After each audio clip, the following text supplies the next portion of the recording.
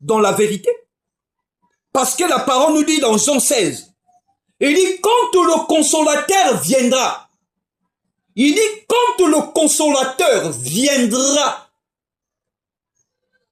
ça c'est dans Jean 16, hein?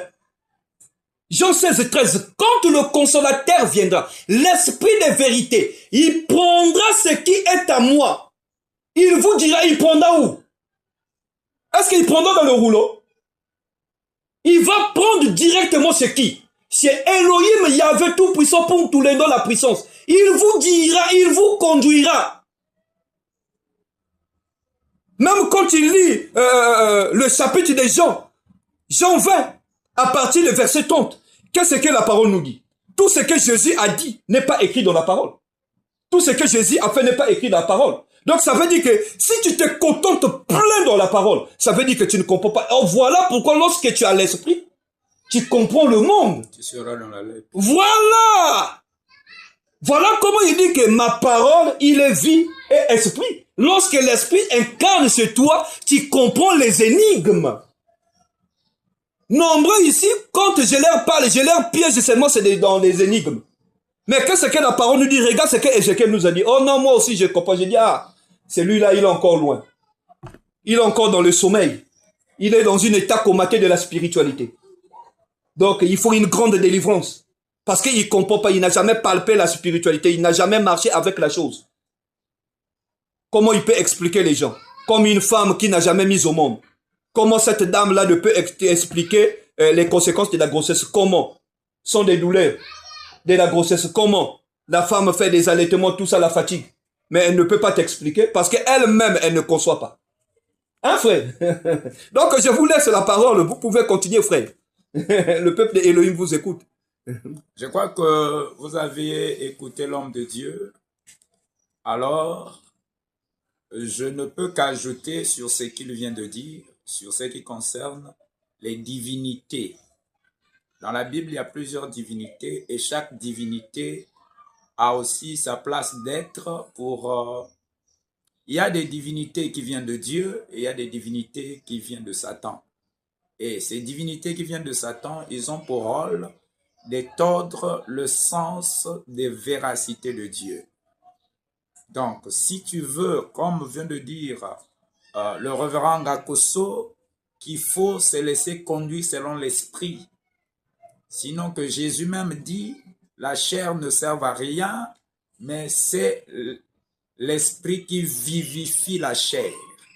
Donc, lorsque vous n'avez pas la révélation, on va vous drainer n'importe comment, vous allez croire n'importe quoi, alors même si vous disiez que vous avez la foi, alors vous n'avez pas de foi.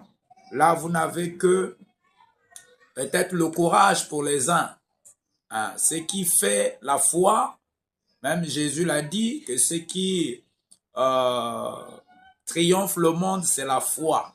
Amen. Mais avant que la foi ne vienne, nous devons passer par un processus d'enseignement. Et quel enseignement?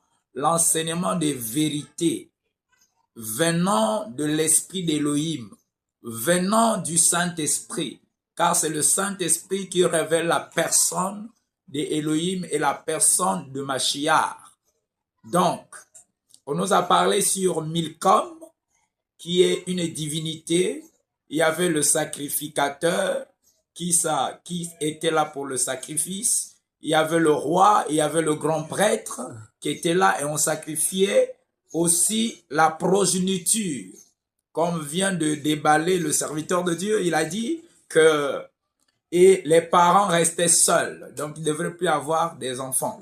Et c'est ce que nous voyons aujourd'hui aussi dans nos familles. Vous allez voir une maman, un papa qui a mis peut-être au monde 10 enfants, mais la réalité qui vit au milieu soit des totems, au milieu soit de leur concession sorcellérique ou ténébreux, alors ça leur demande qu'ils doivent sacrifier toute la famille. Ils peuvent sacrifier les 4 générations. Or, une génération compte 40 ans. Donc, 4 générations, ça fera 160 ans où le peuple, où la famille sera liée, soit dans la mort, dans le manque, dans beaucoup de choses. Et ça n'a pas commencé avec nous. Voilà pourquoi Salomon dit que rien de nouveau sous le soleil. Ce qui était, c'est ce qui sera. Voilà. Donc, ce que nous voyons aujourd'hui, ce n'est que le reflet de ce qui s'est passé. Amen. Parce que nous voyons ici Moloch, Milcom et toutes ces divinités, ça a commencé avant et nous les voyons aujourd'hui. Bien que parfois on n'est pas éclairé pour savoir le nom de chaque divinité et de connaître quel est le rôle de chaque divinité en ce moment-là. Leur rôle était de faire quoi? Déjà, ce que nous venons de l'enseignement que vous êtes en train de suivre, c'est Milcom. Or, Milcom aussi était là, c'est une divinité qui s'arrangeait pour aussi rendre les gens qui soient captifs.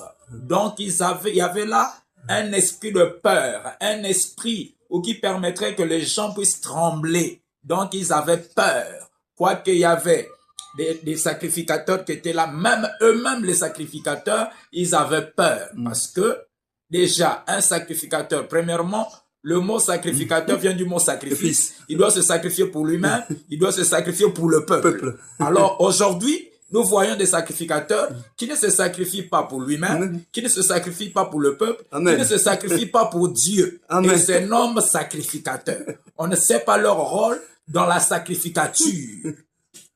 On voit les Pauls, c'était des sacrificateurs dans ce temps de la fin ou encore dans la nouvelle dispensation. Bien qu'ils ne pouvaient pas appeler sacrificateurs ou lévites, mais là, la dispensation change. Ils s'étaient appelés apôtres, mais ils faisaient le même rôle. Mais eux, ils étaient plus qu'un sacrificateur.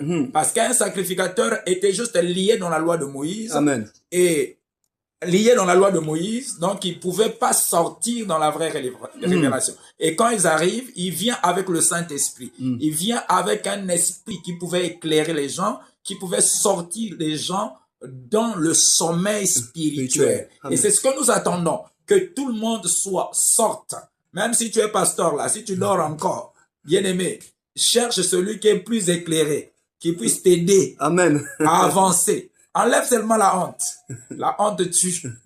Et la honte, c'est aussi parmi des éléments que le diable envoie. Tu vas dire par rapport à mon niveau, j'ai fait 15 ans, 20 ans de ministère, 30 ans de ministère, 40 ans de ministère. Tout ça, ça ne sert pas. Ça n'a pas sa place d'être. Le problème, c'est d'être éclairé. Voilà pourquoi même Paul a éclairé Pierre. Donc, toi qui nous écoutes, alors, c'est le nouveau numéro que nous avons eu aujourd'hui pour vous éclairer. Que Elohim, Yoshua, vous bénisse tous. Je laisse la parole au révérend Ngakoso Romaric. Bien-aimé, tout ce que tu as dit, c'est la vérité. Parce que les nombreux Éphésiens 4 n'acceptent pas la vérité. Ce qui tue le sacerdoce aujourd'hui, les gens n'aiment pas la vérité. Je vous dis, frère, ils n'aiment pas la vérité. Surtout lorsqu'on touche le point de la vérité, on dit toujours que tu deviens rebelle. Amen. Tu deviens rebelle. Moi, je ne peux pas comprendre que dans un sacerdoce, il n'y a que lui-même le serviteur. Or, lorsqu'on regarde le 5 ministères, même les pierres ont reçu Paul. Amen. Mais ça, c'est quelle assemblée-là qui refuse de recevoir des autres? Qui refuse même les 9 dons de 1 Corinthiens 12. Mais comment vous allez discerner les mauvais esprits dans les églises? Dans votre assemblée. C'est grave. On est au temps du verseau. La vérité doit être déballée. Ce que je demande au peuple d'Elohim, soyez dans la méditation. Les choses éclatent. Lorsque tu donnes ton amour, le plus grand commandement qu'il nous a dit, tu aimeras ton Elohim de tout ton cœur, de toute ton âme, de toutes tes pensées, de tout ton esprit. Donc tu le mets en premier. Amen. C'est lui qui est le fondateur